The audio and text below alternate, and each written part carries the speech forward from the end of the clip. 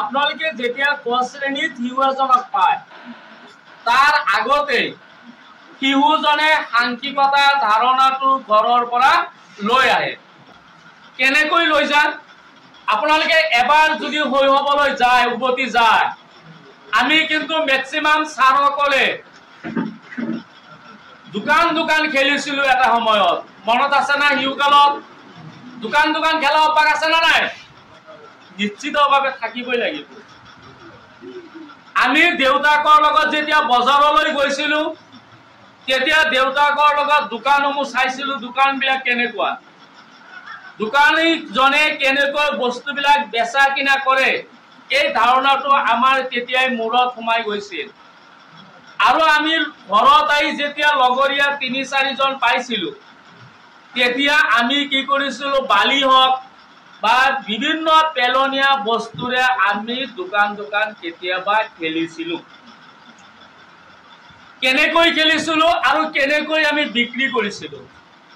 তেতিয়াতো আমাৰ এই বাস্তৱ যিটো টকা, এই টকাৰেতো বস্তু কিনা বেচা সম্ভৱ নহয়। গছৰ কিছুমান পাত ছিঙিছিলো, আছে কিন্তু গোটেইকেইটাৰ মাইণ্ডত আছে।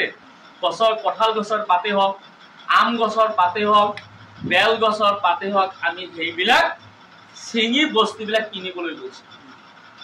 আপোনালোকে বাৰ্টাৰ চিষ্টেম পাইছে, বিনিময় প্ৰথা পাইছে, বস্তুৰ সলনি বস্তু দিয়া।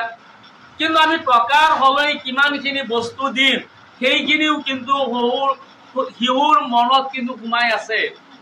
এনেই দিয়া নাছিল বস্তুখিনি যে মোক চাউল দিয়া, দিব কিন্তু বালিয়ে দিব, কিন্তু ওজন জুখি দিছিল। কেনেকৈ জুখিছিল? কলগছৰ বাকলি দি তৰ্জু বনোৱা অভ্যাস আছিল তেতিয়া। আমিও আমাৰ ল'ৰা ছোৱালীবিলাকক বনাই দিছো। আজি কম্পিউটাৰ আছে কিন্তু এটা সময়ত কম্পিউটাৰ নাছিল। কলগছৰ বাকলি কাটি আমি তৰ্জু বনাই দিছিলো। সেই তৰ্জুৰে কি কৰিছিল? বস্তু ওজন কৰি বিক্ৰী কৰিছিল। তেতিয়াহ'লে সাংখ্যিক ধাৰণাটো তেতিয়াৰ পৰা আছে না নাই? আমি ক'ব লাগিব যে সেই শিশু অৱস্থাৰ পৰাই, যেতিয়া শিশু এজন স্কুলত পঢ়া নাছিল তেতিয়াৰ পৰাই শিশুৰ সাংখ্যিক ধাৰণাটো ঘৰৰ পৰাই লৈ গৈছিল। যেতিয়া আপোনাৰ তৰ্জু নাছিল বা তৰ্জু বনোৱাৰ সুবিধা নাছিল, তেতিয়া কি কৰিছিল জানে? আমাৰ ঘৰত পিয়লা আছে, মগ আছে, এই মগেৰেও সিহঁতে ওজনবিলাক জুখিছিল। যাৰ দুজন শিশু আছে বা ল'ৰা বা ছোৱালী আছে, চাব শিশুৱে সাংখ্যিক জ্ঞান আছে নে নাছে আপুনি ধৰিব। এটা বস্তু বজাৰৰ পৰা কিনি আনিলে, খোৱা বস্তু, কিন্তু ল'ৰা দুজন আনিব লাগিছিল দুটা, কিন্তু হঠাৎ আনিলে আপুনি এটা। কাৰ হাতত দিব? ডাঙৰজনৰ হাতত দিব নোৱাৰে, সৰুজনৰ হাতত দিব লাগিব যে বাবা কি খোৱা, তুমি ভগাই খোৱা। চাব সেই ভাগটো সমান হ'বনে? কেতিয়াও নহয়। তেওঁ কি কৰিব? যিজনে ভগাব তাৰ ভাগত অলপ বেছি ৰাখিবই আৰু ডাঙৰজনক সৰু দিব। তেতিয়াহ'লে সাংখ্যিক ধাৰণাটো তেতিয়াও আছে, কম বেছি কিন্তু তেতিয়াও বুজে। আমি কওঁ যে শিশু নুবুজে, কিন্তু আচলতে বুজে। চিষ্টেমেটিকেলি নুবুজে, কিন্তু আচলতে শিশুবিলাকে তেতিয়াই বুজে যেতিয়াই স্কুলত পঢ়া নাছিল বা বিদ্যালয়লৈ পঢ়া নাছিল। তেতিয়াই শিশুবিলাকে সংখ্যাৰ ধাৰণা বুজিছিল, কম বেছি বুজিছিল। সেইকাৰণে সাংখ্যিক ধাৰণাটো শিশুৱে সৰু কালৰ পৰাই, শিশু অৱস্থাৰ পৰাই ঘৰৰ পৰা লৈ আহে। কিন্তু আমি কি কৰিবলৈ সেইখিনি বিভিন্ন ধৰণৰ ভংগীমা গীতৰ জৰিয়তে, বিভিন্ন ধৰণৰ গাণিতিক খেলৰ জৰিয়তে, বিভিন্ন ধৰণৰ ক্ৰিয়াকলাপৰ জৰিয়তে আমি শিশুসকলক কেৱল আয়ত্তহে কৰাব লাগিব। তেনেকৈ সাংখ্যিকতাৰো আপোনালোকে 4টা ব্লক পাব। তাৰ প্ৰথম ব্লক হৈছে মৌখিক গণিত বা গাণিতিক কথোপকথন। মৌখিক গণিত বা গাণিতিক কথোপকথনটো কেনেকুৱা আপোনালোকে সাধাৰণতে জানে। শিশুসকলক গাণিতিক আমি বিভিন্ন কবিতাৰ মাধ্যমত, বিভিন্ন আবৃত্তিৰ মাধ্যমত, বিভিন্ন ভংগীমাৰ মাধ্যমত আমি শিশুসকলক সাংখ্যিক ধাৰণা দিব পাৰো। আমাৰ কৌশলগত অনুশীলন আমি শিশুবিলাকক যদি এক্টিভিটি এইটো যদি মই কেৱল 1 আঙুলি 2 আঙুলি 3 আঙুলি 4 আঙুলি 5 আঙুলি এনেকৈ যদি দিওঁ তাতকৈ এক্টিভ হ'ব এই যে গীতটো আমি গালো যেটো ভংগীমা গীত গালো এই ক্ৰিয়াকলাপৰ মাধ্যমত আমি শিশুসকলক সাংখ্যিক ধাৰণা দিব লাগিব 3 নম্বৰে আছে কৌশলগত শিক্ষণ আমি বস্তুবিলাক সৰু কালত বা বাচ্চা কালত যেতিয়া আপোনালোকে চাব মডিউল পাব সেই মডিউলত এটা ছাতা দিয়া আছে ছাতাখনৰ কেইবাটাও পাৰ্টছ দিয়া আছে একেলগ কৰিব লাগিব কিন্তু মই এই ক্ষেত্ৰত ছাতাৰ উদাহৰণলৈ মই নাযাওঁ পাজল জ্ঞান যিবিলাক আছে ঘৰত পাজল জ্ঞান প্ৰায়বিলাক ল'ৰা ছোৱালীবিলাকে বা বিভিন্ন মেলাৰ পৰা কিনি 40 টকা 45 টকা দি কিনি আনে সেই পাজল জ্ঞানবিলাক ল'ৰা ছোৱালীবিলাকক আমি খেলিবলৈ দিব লাগে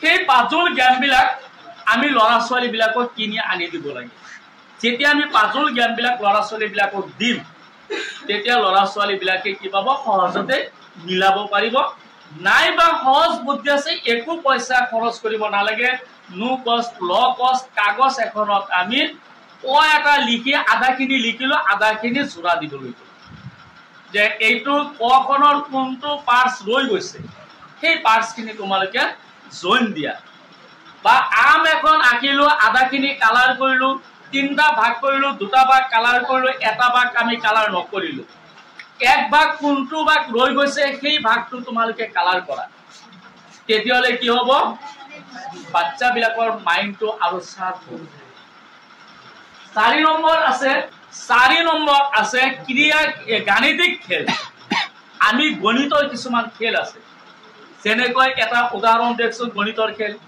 মই কলো লুডু হয় এটা গণিতৰ খেল তাত সংখ্যা আছে মানে সাবেদক তাত সংখ্যা আছে 1 পৰা 6 লৈকে আছে আমি কি কৰো লুডু এটা যদি আমি খেলিবলৈ দিও যেতিয়া 1 উঠিব আপুনি লুডু নালাগে লুডুৰ বাকসটো নালাগে লুডুৰ গুটিটো হলে হল আপুনি যেতিয়া 1 উঠিব তেতিয়া আপুনি লৰাজনক বুজাব তুমি এটা জাম্প মাৰা এটা জাম্প মাৰিব দিব এটা যেতিয়া 2 উঠিব তেতিয়া আপুনি লৰাজনক দুটা জাম্প মাৰিবলৈ দিব এনেকৈ যদি আমি গাণিতিক খেলসমূহ খেলো তেতিয়ালে লৰা ছোৱালী বিলাকে বেছি এট্ৰাকশন হ'ব যদি আমি 1 উঠিছে 2 উঠিছে যেতিয়া বাচ্চাবিলাকক আমি জপিয়াই দিবলৈ ক'ব তেতিয়া কিন্তু সিহঁতে বহুত আনন্দ পাব কেৱল আমি সিহঁতৰ লগতে থাকিব লাগিব আমি সিহঁতক যদি লগত থাকো তেতিয়াহলে সিহঁতে যথেষ্টখিনি উৎসাহ পাব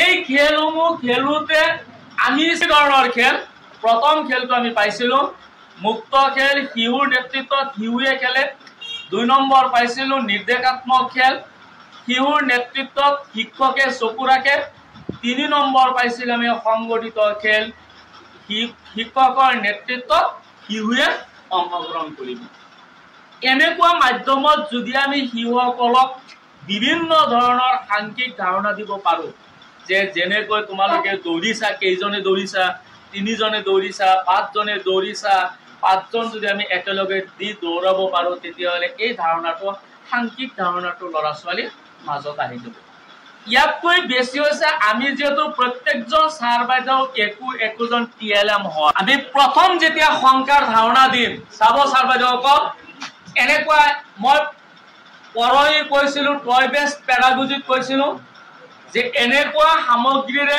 আপোনালোকে পুতলাটো বনাব যিটো আমি নলবাৰীৰ পৰা বা গুৱাহাটীৰ পৰা আমি ক্ৰয় কৰিব নালাগে আমি ক্ৰয় কৰিম এনেকুৱা বস্তু যিবিলাক থলুৱা বস্তু আমাৰ ওচৰ চুবুৰীয়া পোৱা যায় এনেকুৱা কিছুমান বস্তুৰ লগত যিটো বস্তুৰ লগত হিউ পৰিচিত এনেকুৱা কিছুমান ধৰক সিহঁতে ডাইনোসৰ দেখা নাই মই ইয়াত 3টা ডাইনোসৰ আঁকিলো তেতিয়া আৰু জঞ্জালে হ'ব স্যাৰ এইটো কি ক'ত পোৱা যায় আৰু সমস্যাৰ সৃষ্টি হ'ব কিন্তু যেতিয়া এই ছবিখন আপুনি ল'ৰা বা ছোৱালীক দেখুৱাব তেতিয়ালে কোনো কোৱেশ্চনৰ সন্মুখীন নহয় তেতিয়া আপুনি 3 জন ল'ৰা ছোৱালীক মাতিব তোমালোকে 3 জন আহা ইয়াতে কেইজন আছে 3 জন এটা 3টা সংখ্যা ধাৰণা আহিব নহলে যে আমি 1 আঙুলি নাছে 1 আঙুলি ইয়াত থৈ দিলো 2 আঙুলি নাছে 2টা আঙুলি ইয়াত তলো 3 আঙুলি নাছে 3 আঙুলি আমি ইয়াত থলো যে তোমালোকক অলপ আগতে যে তোমালোকক যে এটা আমি ভঙ্গিমা গীত গালো যে 1 আঙুলি নাচে 2 আঙুলি নাচে, এইটো আমি কেই আঙুলি নাচে 3 আঙুলি নাচে। আমি 3টা মাছ দি তোমালোকক সংখ্যাৰ ধাৰণাটো দিলো। সংখ্যাৰ ধাৰণা আহিব না নাই?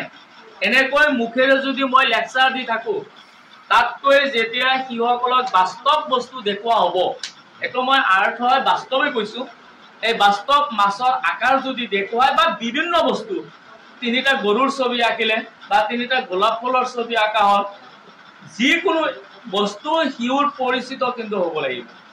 সেই পৰিচিত 3টা বস্তু যদি আপুনি আঁকি শিশুক সংখ্যাৰ ধাৰণাটো দিয়ক, শিশু কি হ'ব সংখ্যাৰ ক্ষেত্ৰত স্পষ্ট ধাৰণাটো আহি যাব। মোৰ আটাইতকৈ ভাল লগা ফেভাৰেট হৈছে মোটো পাতলু। শকত আৰু ক্ষীণ ধাৰণা যদি আপোনালোকে দিব বিচাৰে, শকত আৰু ক্ষীণ এইটো ধাৰণা যদি দিয়া হয়, চোৱাচোন কোনটো শকত, শকত কোনটো ইহঁতে বুজিব, এইটো শকত হয় এইটো ক্ষীণ হয়। শকত বস্তু কেৱল যে মোটো আৰু পাতলু সেইটো নহয়। তেতিয়া আপোনাৰ বিদ্যালয়ত থকা যিকোনো বস্তু যদি আঙুলিয়াই দিয়া হয়, ইয়াতে খুঁটি আছে 2টা খুঁটি আছে, কোৱাচোন কোনটো খুঁটি শকত কোনটো খুঁটি ক্ষীণ। এনেকৈ যে কেৱল এই মোটো পাতলুৰ দ্বাৰাই যে উদাহৰণ দিব লাগিব তেনেকুৱা নহয়। আপোনাৰ ক্লাছৰুমত যিকেইটা টিএলএম আছে সেই টিএলএমৰ জৰিয়তে এই শকত আৰু ক্ষীণৰ ধাৰণাটো ল'ৰা ছোৱালীক দিব পাৰিব। এটা দিন যদি আপুনি শকত আৰু ক্ষীণ বুজাই দিয়ে, সিহঁতৰ মাইণ্ডত লাইফ টাইমৰ কাৰণে ৰৈ যাব আৰু দ্বিতীয়বাৰ কৈ দিব নালাগে। এই ধাৰণাটো আপোনালোকে এই মোটো পাতলুৰ জৰিয়তে বা বিভিন্ন বস্তুৰ জৰিয়তে দি দিব। সৰু আৰু ডাঙৰ আমি বাচ্চাবিলাকক এতিয়া আমিও কি হ'ব পাৰিম, সৰুৰ পৰা আহিলে ডাঙৰ হ'ব পাৰিম। সেইটো ধৰক আমাৰ ক শ্ৰেণীত বাচ্চাই বা কিমান আছে, আমি নিশ্চিতভাৱে আঁকি যদি বুজাই দিওঁ এই কুকুৰাৰ পোৱালি হয়। আৰু এইবিলাক আঁকোতে আপোনালোকৰ সময় একেবাৰেই নালাগে, 1 মিনিটত এটা কুকুৰাৰ পোৱালি হৈ যাব। 3টা বা 4টা কুকুৰাৰ পোৱালি আপোনালোকে পেলনীয়া কাগজ বা চাৰ্ট পেপাৰ বা A4 কাগজত আপোনালোকে ৰাউণ্ড চিন কৰি কাটক আৰু এটা স্কেচ পেন ব্যৱহাৰ কৰি ৰঙা চিন দিয়ক। এইখিনি ৰাউণ্ড চিন কাটি এইখিনি কাটি দি ভাঁজ কৰি দিয়ক, কুকুৰাৰ পোৱালি হৈ যাব। কেনেকৈ আপোনালোকে দেখাব যে চোৱাচোন এইটো ডাঙৰ না এইটো ডাঙৰ না এইটো ডাঙৰ। লাহে লাহে তোমালোকে চোৱা, ক্ৰমান্বয়ে সৰুৰ পৰা এইটো আগতে আছিল সৰু হৈছিল, তাৰপিছত এইটো হৈছে, তাৰপিছত এইটো হৈছে। য'ত আমি যিহেতু একোজন মানৱ সম্পদ গঢ়া মেচিন হয়, আমি কি কৰা দেশৰ ভিতৰত আটাইতকৈ বেছি গুৰুত্বপূৰ্ণ সম্পদে হৈছে মানৱ সম্পদ। আৰু সেই মানৱ সম্পদ কোনে গঢ়ো? আমি আপুনি এই শিক্ষক বা ছাৰ বাইদেউসকলে মানৱ সম্পদ গঢ়ো। আৰু আমি একোজন কি মেচিন হয়।